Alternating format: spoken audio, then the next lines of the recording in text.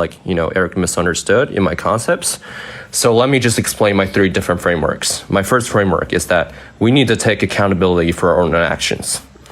Just because we need to take accountability for our own actions, we actually have control as who we choose as our romantic partners, right? And the third layer of logic is that since we have the ability to control who we choose as the romantic partners, we have control over who we get into a commitment into, because commitment takes time to build. You don't just get into a relationship right off the bat. You need to get to know the person, you need to build rapport, you need to build up attachment, you need to actually start to learn the person.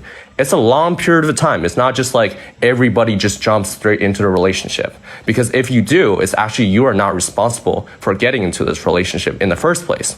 Another thing about the logic fallacy Eric was talking about how, and Kevin too, was talking about how this $1 million cash example is not relevant to our topic. It is actually relevant because what I'm saying is you should spot what is obviously not right and be able to learn from it, right? And especially although the 被渣, the definition of 被渣 is, it's so broad, but generally a common ordinary person would consider infidelity as 被渣. Right? If that were the case, you should be able to spot the common denominator behaviors. For example, egotistical behaviors, narcissistic behaviors, non-responsiveness, dismissive avoidancy, and fearful avoidancy. You should be able to spot these behaviors over time and learn as an individual and grow.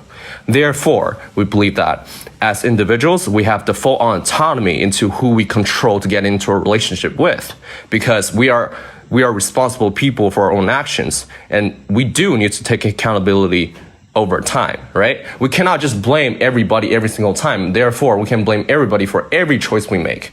We need to take control of our life and actually make the rational decisions. And of course, yes, relationships are full of emotions, but that's why self-control is so important. We cannot just get driven by our emotions, right?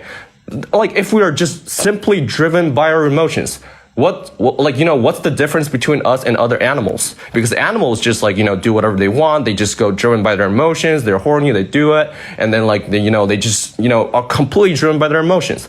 As human beings, how we're different than animals in the first place is that we can make rational decisions. We develop bigger brains to actually make logical choices. And it's not victim blaming to say, oh, we need to take accountability for our own actions. That's a rational decision. It's actually a commitment. It's not just child's play. So over time, probably proposed on the proposition side, we need to take control of our own life and get into a relationship with the right person. And I wish everybody happiness through that. Thank you very much. All right. Thanks, Tommy.